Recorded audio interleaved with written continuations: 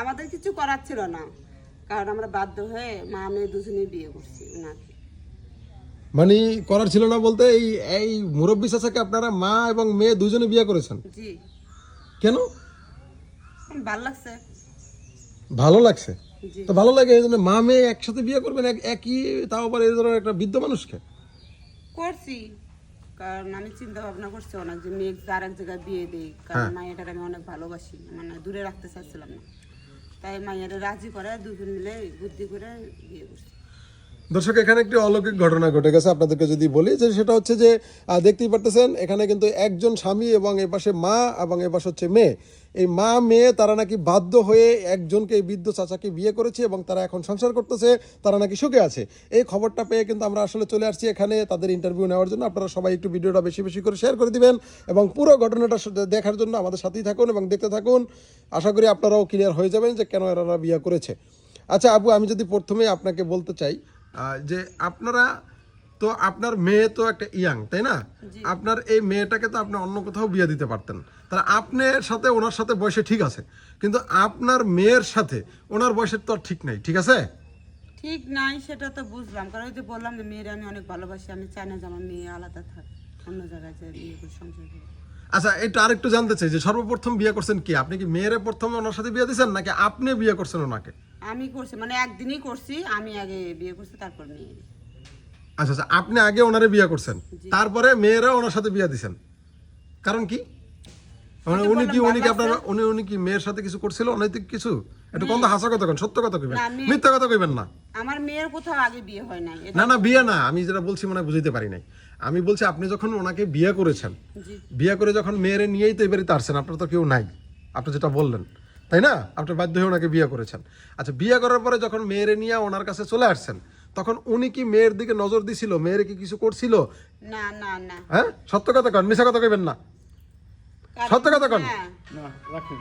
হ্যাঁ, সত্য কথা কন। এই ফোনটা সাইলেন্ট করো। হ্যাঁ, আমি কমলাপুর স্টেশনে দোকানদারি করি, বুঝছেন? হ্যাঁ করেন। এই মহিলাটা হ্যাঁ দীর্ঘ 5-7 বছর ধরে হ্যাঁ ওখানে মনে করলেন রেলের বগিতে ঘুমায় কি করে, এক এক করে মনে করলেন আমার দোকান থেকে রুটি কলা এইসব খাইতো।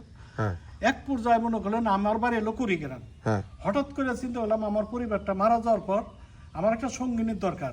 আমার এখন দেশের বাড়িও মনে করলেন এত আর্থিক অবস্থা ভালো না। হ্যাঁ তখন বস্তির ভিতরে আমি একটা ঘর উঠেছি, চিন্তা করলাম যে আমি একলাই যখন থাকি পাক করে খাইতে আমার দোকানদারিও করতে কষ্ট হয়, তখন এই করলাম। আর এই মেয়েটা যে ছেড় মেয়ে এটাও বুঝতাম না। এই মেয়েটা আর মায়ের একই ক্যাটাগরিতে এসে বাকি টাকি খাইয়া বাইয়া বাইয়া করতো, যে আমি আবার এতটা বুঝি নেই। লাস্টে দেখলাম যে ও আবার একদিন হাসি ঠাট্টা করার পর চলে আবার এর প্রস্তাব দিয়েছিলাম বিয়ের, এ বললো যে ঠিক আছে।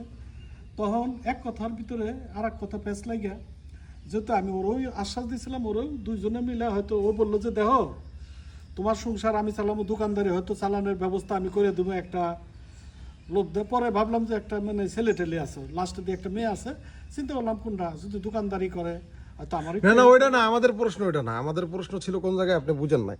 আমি বলছি আপনি যখন ওনাকে বিয়ে করে বাড়িতে নিয়ে আসছেন, তখন তো ওনার এই মেয়েকেও নিয়ে আসছে, তাই না? হ্যাঁ হ্যাঁ। আচ্ছা, তখন আপনি কি এই মেয়ের দিকে নজর দিচ্ছেন, নাইলে আপনার সাথে বিয়েটা কেন দিল? আচ্ছা আপু, আপনি হাসা কথা কইবেন, আশা করি যে আপনি মিথ্যা কথা বলবেন না। আচ্ছা আপু, একটু বলেন তো, আপনার দিকে কি উনি উনি উনি কি আপনার ইয়া করছিল, মানে আপনার দিকে বদ নজর দিছিল? হ্যাঁ দিয়েছিল বলে তো আমারও ভালো লাগছিল, এই জন্য বিয়ে করছি। এটা হলো আসল কথা, এই কথাটাই আমরা জানতে চাইতেছি, নাইলে এইভাবে তো হওয়ার কথা না। কি বলো তুমি? না ঠিকই আছে। হ্যাঁ, এমনি তো হওয়ার কথা না।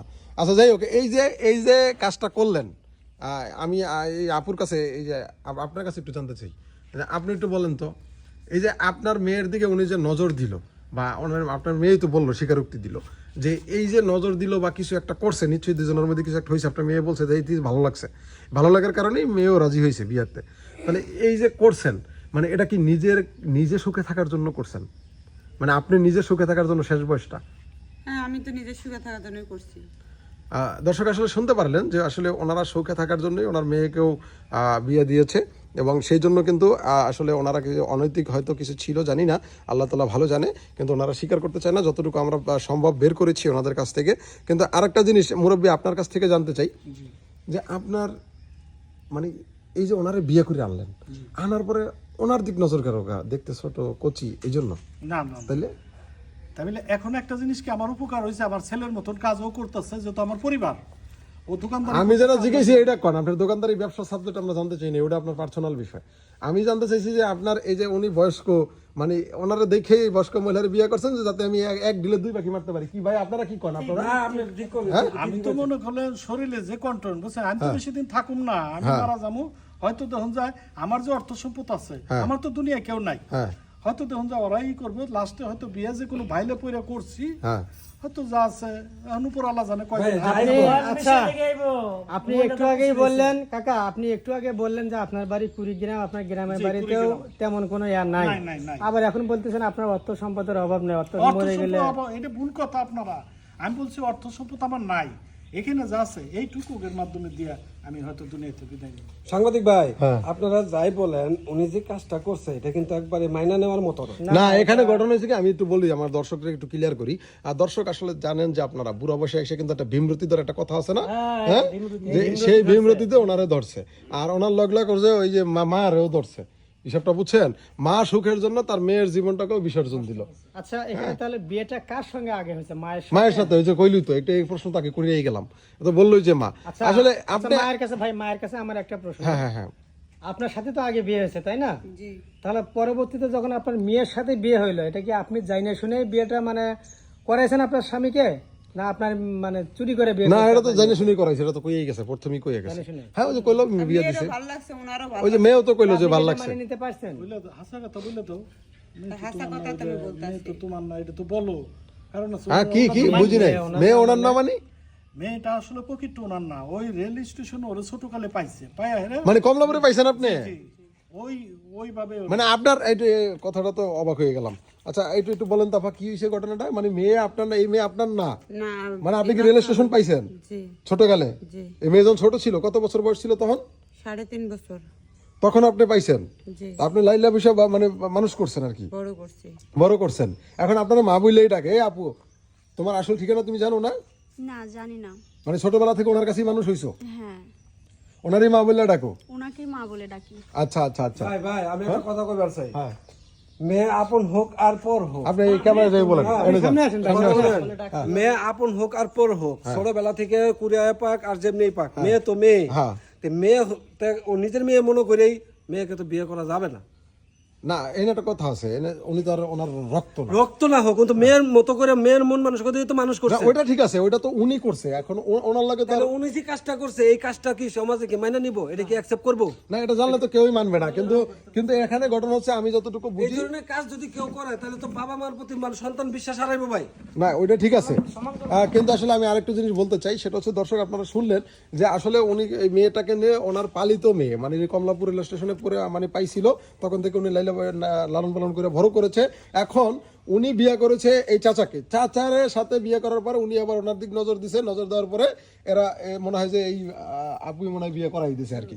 চিন্তা করছে যে মেয়েটা এখানেই থাকুক, মানে আমিও ভালো থাকি, আমার স্বামী যদি খুশি থাকে কচি পাইয়া, মানে ওদের মন মানুষের সাথে আমাদের মন মানুষের কথা মিলবো না ভাই। কথা আছে, আপনারা যে কথাগুলো আচ্ছা, ভাই পেছাইলেন। ভাই আপনি সামনে এসে কথা বলেন। না আমার কথা হলো ওনাদের মন মানসিকতা, ওনাদের যে মন মানসিকতা, এটা আপনি কে? সমাজের মানুষের। আপনি কে? আমি আপনার পরিচয়? পাশের গ্রামেরই। আপনি মানে পার্শ্ববর্তী। হ্যাঁ, পার্শ্ববর্তী গ্রাম। আমি এখানে আপনাদের দ্বারা সব কথা শুনতেছি, কিন্তু এই ভাই দাঁড়ান, আপনারা আমার ব্যাকগ্রাউন্ড তো জানেন না, আপনার ব্যাপার- আমার পরিবারটা আপনি আসলে শুনেন, কোন আপনি এই মেয়েটাকে আপনার সন্তানের মতো মানুষ করছেন, তাহলে সে আপনাকে বাবার পরিচয় জানে। আমার শুনেন, না, আপনার উনি বাবার মানুষ পরিচয় করে জানে। না তো, আপনি তো ভুল বুঝতেছেন। উনি মানুষ করবে কা?